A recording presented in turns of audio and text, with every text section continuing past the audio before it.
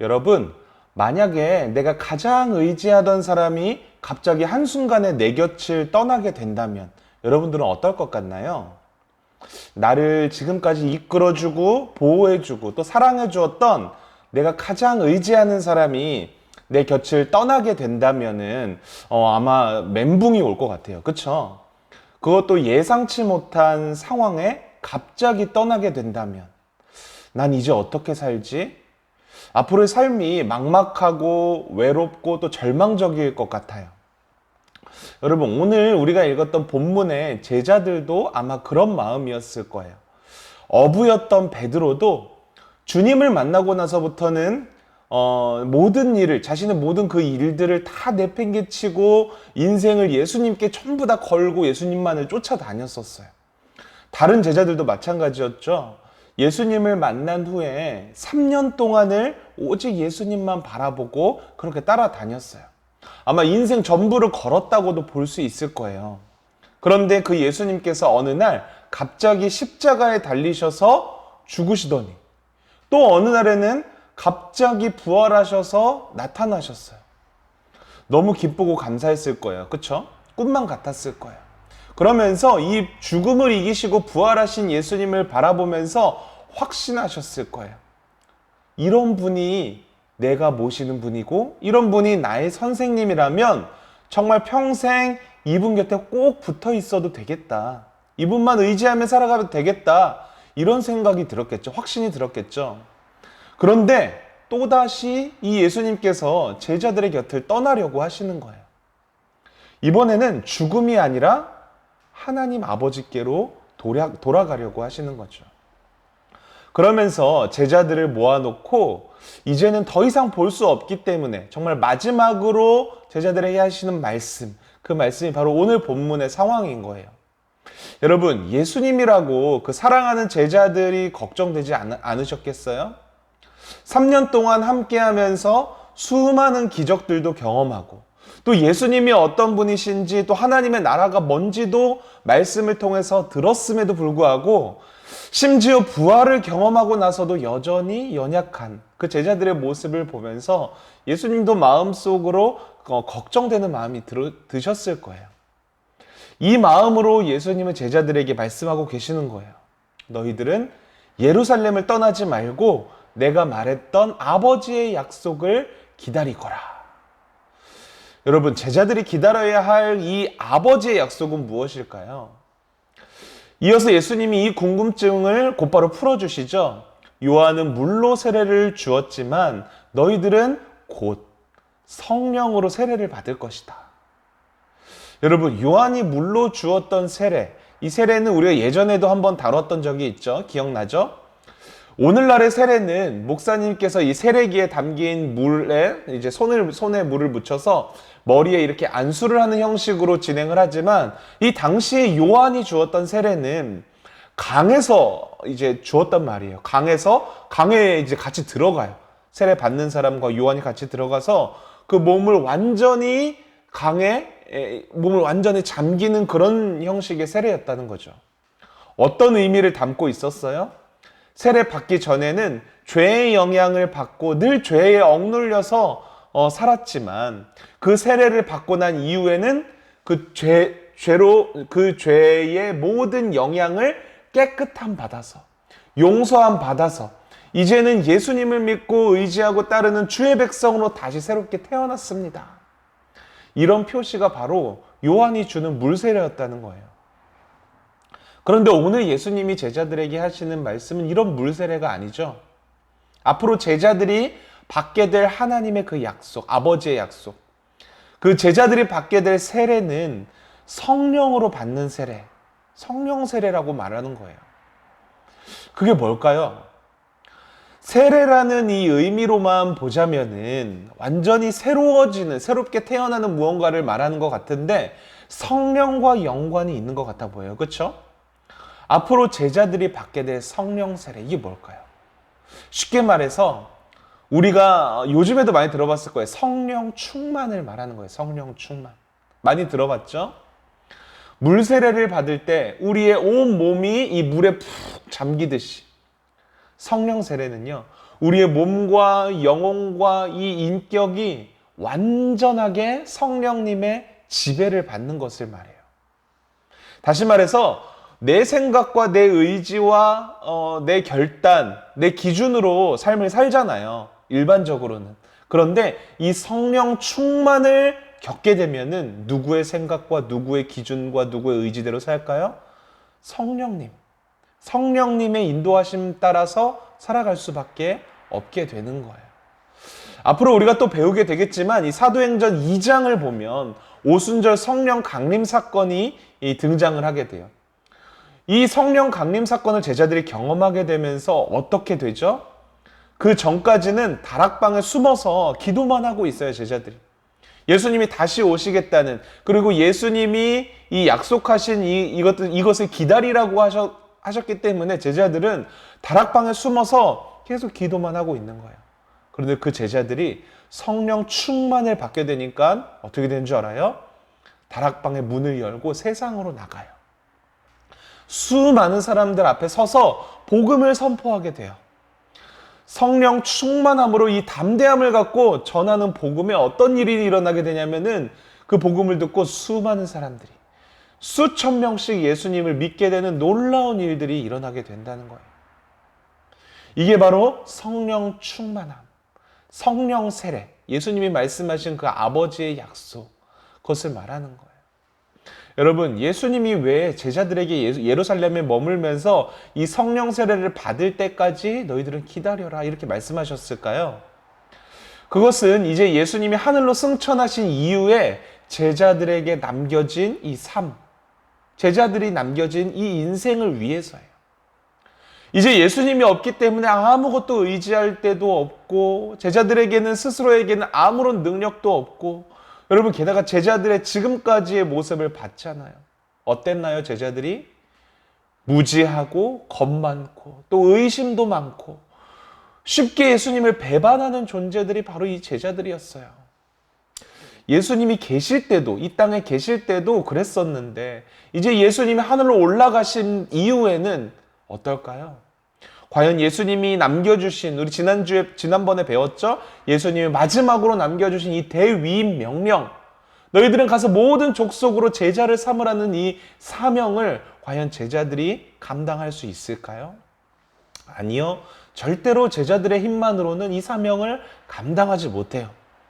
아니, 이 세상 속에서 살다 보면은 이 세상에서 살아가는 이 인생 자체만으로도 우리는 또다시 넘어지고 또다시 예수님을 배반하고 각기 제 살 길을 찾아서 예수님을 떠나게 되고 말 거예요. 여러분, 제자들 뿐인가요? 우리도 마찬가지예요. 하나님의 말씀이 우리에게 주어졌고 심지어 이 말씀을 쉽게 풀어주는 요즘에는 막 교회와 목사님들과 사역자들도 굉장히 많잖아요. 우리 함께 함께 이 사명을 감당할 동역자들도 우리 주변에 굉장히 많이 있잖아요. 심지어 하나님이 세워주신 교회도 있어요. 그런데 여러분, 그 안에 있는 우리들의 모습은 어떤가요?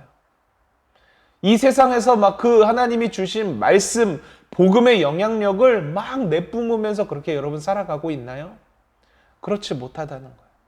이게 우리의 현실이에요. 예수님이 지금 우리 시대에 우리와 함께 살면은, 함께 있으면 좀 달라질까요? 아니요. 제자들이 이미 그 모습을 다 보여줬잖아요. 다 실패했어요. 우리는 이런 존재예요.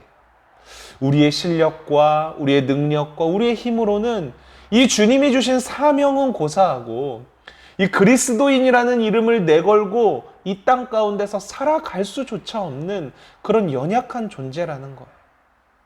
예수님은 그걸 알고 계셨어요. 제자들이 그런 연약한 존재라는 사실을 다 알고 계셨어요. 그래서 그 제자들이 이 세상에서 그리스도인으로 살게 하기 위해서, 더 나아가서 주님이 주신 이 복음의 사명을 감당하게 하기 위해서 무엇을 보내주시는 거예요? 성령님을 보내주시는 거예요. 이 성령을 의지하지 않고서는 우리는 절대로 복음의 사명을 감당할 수 없어요. 아니, 그리스도인으로서도 살아갈 수 없어요. 여러분, 지금 우리가 살아가고 있는 시대에 왜 이렇게 교회와 그리스도인들이 세상에서 영향력을 발휘하면서 살아가지 못하는 줄 알아요? 성경에는 그렇게 수많은 기적들이 나타나는데 복음을 전하면 막 수천 명씩 예수님을 믿는 일들이 이 성경 안에는 일어나는데 왜 지금 우리 시대에는 그런 것들이 다 사라져가는 줄 알아요? 성령 충만한 그리스도인들이 이 땅에 지금 점점 사라져가고 있기 때문이에요. 그렇다면 성령 충만한 그리스도인들은 어떤 사람들일까요? 교회 안에 수많은 성도들이 오해하고 있는 부분이 바로 이 부분인데요. 모든 성도들이 성령 충만하고 싶어 해요. 그죠? 성령 충만하고 싶어 해요. 그런데 여러분, 성령 충만해지면은 어떤 일이 일어나는 줄 아나요? 세상에서 돌을 맞는 일들이 일어나요. 사람들에게 손가락질 당하고 예수 믿는다는 이유 하나만으로 따돌림 당하고 불이익 받고 수많은 손해를 받아요. 여러분, 이게 바로 성령 충만이에요. 좀 충격적이죠? 여러분, 성경의 인물들 한번 생각해 볼까요? 조금 지나서 우리가 배우게 될 스데반 집사님, 사도행전에 나오죠? 스데반 집사님이 성령 충만해서 수많은 사람들 앞에서 설교를 해요. 말씀, 복음을 선포해요. 그 뒤에 어떻게 됐나요?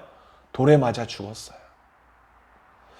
여러분, 사도 바울은 성령 충만하게 돼서 어떻게 됐나요? 원래는 유대인 중에 유대인이었어요. 장래가 아주 환했던 총망받는 그 잘나가는 가문의 바울이 그 모든 집안 배경과 가지고 있는 지식과 누리고 있는 모든 그 사회적인 그 영향력들을 다 내려놓고 성령 충만했더니 그것을 다 내려놓고 뭐 했죠? 여러분, 말이 좋아 전도 여행이지 실상은 그 전도 여행이 뭔지 알아요? 수천 킬로미터를 걷고 또 파도가 있는 그 바다를 배를 타고 가서 유랑을 하면서 제대로 먹지도 못하고 입지도 못하고 자지도 못하면서 그렇게 복음을 전하는 인생을 살았다는 거예요. 그 가운데 감옥에 갇히기도 했고요. 곤장을 맞아서 죽기 직전까지 갔을 때도 있었어요. 여러분, 바로 이게 성령 충만의 현실이에요.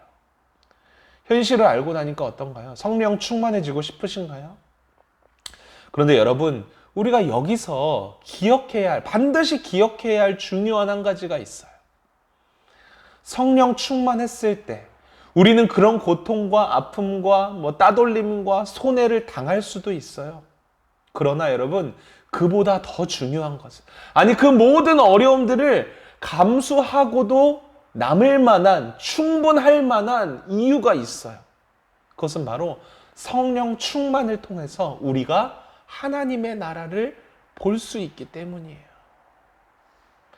여기서 제가 하나님의 나라를 본다고 표현을 했는데, 여러분, 본다는 것은 우리 이 두 눈으로 그 하나님 나라의 실제를 직접 본다는 말이 아니에요. 성령 충만함을 통해서 보는 하나님의 나라는요, 바로 예수님과 영원히 함께하는 그 순간, 예수님과 함께하는 그 순간을 의미한다는 거예요. 이게 바로 하나님의 나라, 성령 충만함으로 보는 하나님의 나라예요. 여러분, 이미 예수님께서는 지난번에 우리 배웠던 대위임 명령을 우리에게 주실 때 약속하셨어요. 내가 세상 끝날까지 너희와 함께 할 것이다. 이 약속을 지키기 위해서 보내주신 분이 바로 성령님이라는 거예요. 이 성령님은 성경에서 다른 말로 표현하자면 예수의 영으로 표현하고 있어요. 무슨 말인가요? 이 성령 충만함은 곧 예수님과 함께 있다라는 것을 의미해요. 우리가 온전하게 예수님과 함께 있는 것, 그것이 바로 성령 충만이에요. 여러분, 예수님과 함께하는 것이 그러면 하나님의 나라와 무슨 상관이 있는 거예요? 예수 그리스도께서 곧 하나님의 나라이시기 때문이에요. 하나님께서 인간의 몸을 입고 이 땅에 오신 분, 그분이 바로 임마누엘, 곧 예수 그리스도이시죠. 이 예수님께서 이 땅에 오심으로써 하나님의 나라가 이 땅에 들어온 거예요. 성경은 그렇게 말하고 있어요. 여러분, 하나님의 나라, 이 천국을 무슨 다른 차원에 있는 그런 공간적인 의미로만 여러분 생각하시면 안 돼요. 물론 하나님의 나라가 공간적인 의미도 포함하고 있는 것은 맞아요. 그것은 맞는 말이에요. 그런데 그 하나님 나라의 가장 중요한 핵심은 뭐냐면 하나님이 계신 곳, 그곳이 바로 하나님의 나라인 거예요. 그래서 예수님이 오시면서부터 이 땅에는, 우리가 살아가는 이 땅에는 하나님의 나라가 이미 존재하는 거예요. 꼭 죽어서만 갈 수 있는 곳이 천국이 아니라는 거예요. 아마 조금 당황스러운 친구들이 있을 수도 있어요. 그런데 여러분, 하나님의 나라, 이 천국은요, 임마누엘이 있는 곳, 예수님이 함께 있는 곳, 그것이 바로 천국이라는 것을 꼭 기억해야 돼요. 그래서 찬양의 가사 중에서 이런 가사가 있잖아요. 내 영혼이 은총 입어. 3절에 보면요, 높은 산이 거친 들이, 초막이나 궁궐이나 내 주 예수 모신 곳이 그 어디나 하늘나라. 할렐루야 찬양하세. 내 모든 죄 사함 받고 주 예수와 동행하니 그 어디나 하늘나라. 하나님의 나라를 무엇으로 설명하고 있어요? 예수님과 함께하는 곳, 예수님과 만나고 예수님과 동행하는 곳을 하나님의 나라라고 말하고 있는 거예요. 여러분, 하나님의 나라가 어떤 곳이에요? 아픔도 슬픔도 고통도 눈물도 좌절도 실패도 없는 곳이 바로 하나님의 나라예요. 참된 평안과 안식만이 있는 곳, 그곳은 영원한 기쁨과 감사와 사랑만이 있는 곳이에요. 꿈만 같지 않나요, 여러분? 이런 곳에서 살고 싶지 않나요, 여러분? 이런 하나님의 나라를 우리가 살아가는 지금 이 인생 가운데서도 우리는 살아갈 수 있다는 거예요. 어떻게 해요? 예수님과 함께할 때, 예수님과 함께할 때 이 하나님의 나라를 우리는 경험하고 누리면서 지금 인생 가운데서 살아갈 수 있는 거예요. 꼭 죽어서만 경험하는 게 아니라 지금 우리가 사는 이 세상에서도 우리가 예수 그리스도와 동행하면서 주님과 함께 살아갈 때에 비록 그 살아가는 인생에 고난이 있고 핍박도 있고 어려움이 있다고 할지라도 주님과 함께하는 그곳이면은 감사함이 넘치고 기쁨이 넘치고 어려움 가운데서도 찬양할 수 있는 것, 그것이 바로 여러분 하나님의 나라라는 거예요. 여러분, 바울을 보면요, 전도하다가 바울이 신라와 함께 감옥에 갇히는 성경의 내용이 있어요. 감옥에 갇힌 바울과 신라가 한밤중에 그 감옥 안에서 뭐 했는 줄 알아요? 찬양하면서 기도했어요. 찬양하면서. 여러분, 감옥에 갇힌 게 보통 일인가요? 기쁜 일이에요? 아니요. 너무나도 인생 가운데 충격적인 일을 경험하는 거예요. 심지어 그 이유가 뭐였어요? 복음 전도하다가 당한 일이에요. 여러분, 전도하다가 감옥에 갇히면 어떨 수 있어요? 우리는 하나님을 원망하거나 나 다시는 전도하지 않겠어, 이런 생각을 가져도 시원찮을 판에 바울과 신라는 뭐 하고 있어요? 주님을 찬양하고 있어요. 어떻게 이게 가능해요? 이 지금 바울과 신라는 하나님의 나라를 경험하고 있는 거예요. 여러분, 스데반 집사님도요, 돌로 맞아 죽으면서 찬양하며 감사하면서 죽어갔을 거예요. 여러분, 바울과 이 신라와 스데반 집사님만 그런 줄 아세요? 이 세상에 수많은 순교자들이 여러분 죽음을 당하면서 그 죽음을 두려워하면서 아니면 후회하면서 죽었을까요? 아니요. 오히려 그 죽는 순간에도 주님과 함께하며 그 예수님과 함께함을 누리면서 하나님의 나라를 바라보고 꿈꾸고 누리면서 기쁨으로 그 죽음을 맞이했을 거예요. 여러분, 바로 이게 우리가 믿는 기독교예요. 하나님의 나라를 꿈꾸고 그 하나님의 나라를 바라보고 지금 살아가는 이 인생의 순간에서도 그 하나님의 나라를 누리면서 경험하는 사람. 어떠한 상황에도 우리가 흔들리지 아니하고 예수님이 함께 하신다는 그 사실만으로 기뻐하고 감사하고 행복을 누리는 사람. 여러분, 하나님은요, 바로 이런 사람의 인생을 통해서 일하신다는 거예요. 앞으로 배우게 될 수많은 이 사도행전의 기적의 역사, 복음의 역사가 이렇게 성령 충만한 사람들을 통하여서 예수 그리스도와 함께하는 복을 누리면서 또 하나님의 나라를 바라보고 경험하는 사람들 가운데 임한다는 것을 여러분들이 보게 될 거예요. 여러분, 오늘 본문 8절 말씀에 주님이 이렇게 말씀하고 계세요. 같이 한번 읽어볼까요? 오직 성령이 너희에게 임하시면 너희가 권능을 받고 예루살렘과 온 유대와 사마리아와 땅끝까지 이르러 내 증인이 되리라 하시니라. 맞아요, 여러분. 오직 성령을 통해서만 우리는 주님의 증인된 삶을 살아갈 수 있는 거예요. 우리 혼자의 힘으로는 절대로 감당할 수 없지만 주님께서 우리를 도와주시거든요. 뿐만 아니라 하나님의 나라를 보게 하시고 그 하나님의 나라를 경험하게 하시거든요. 그러면 이 증인된 삶을 사는 게 억지로 막 하는 것이 아니라, 억지로 막 복음 전하는 것이 아니라 기뻐하면서 감사하면서 그런 인생을 우리가 살아갈 수 있는 거예요. 이런 삶을 여러분들이 조금이라도 경험해 봤으면 좋겠어요. 그러기 위해서 우리가 어떻게 해야 되나요? 성령님을 의지해야 돼요. 성령님을 의지한다는 것은 여러분, 내 생각과 내 방법, 내 의지, 고집, 기준, 이런 모든 것들을 내려놓는 거예요. 내려놓고 주님 주시는 말씀을 통해서, 또한 기도를 통해서 우리에게 깨닫게 하시고 감동을 주시는 대로, 성령께서 하시는 일이거든요. 그렇게 하시는 대로 순종하는 것을 말해요. 말씀에 여러분 순종하는 게 굉장히 중요한 이유가 바로 여기 있는 거예요. 성령 충만함을 위해서. 우리가 열심히 기도하고 하나님께 간구해야 하는 이유도 바로 여기 있는 거예요. 간절히 바라기는 우리 기참말 모든 지체들은 우리 개인적인 내 생각대로 살아가는 것이 아니라 이미 우리 안에 계시는 이 성령님을 의지하고 그 성령님이 인도하시는 것에 순종해서 그 성령 충만함으로 말미암아 복음의 사명을 감당했으면 좋겠어요. 이 복음의 사명만 감당할 뿐만이 아니라 하나님의 나라를 여러분들이 살아가는 그 인생 안에서도 풍성히 경험했으면 좋겠어요. 그 하나님의 나라를 꿈꾸고 사모하고 바라보세요. 주님께서 반드시 여러분과 함께 하실 거예요. 여러분 이 믿음 가지고 주님이 이 땅에 다시 오시는 그날까지 우리가 힘든 인생만 막 이렇게 사는 것이 아니라 천국의 기쁨을 누리는 우리 모든 기참말 지체들이 되기를 주님의 이름으로 축원드릴게요. 이 시간 함께 찬양할 텐데 하나님의 나라를 꿈꾸면서 찬양했으면 좋겠어요. 우리와 함께 하시는 성령님을 의지하면서 그 하나님의 나라를 꿈꾸며 소망하며 보게 하여 주시옵소서. 이 믿음 가지고 이 결단 가지고 함께 찬양으로 주님 앞에 나아가도록 하겠습니다.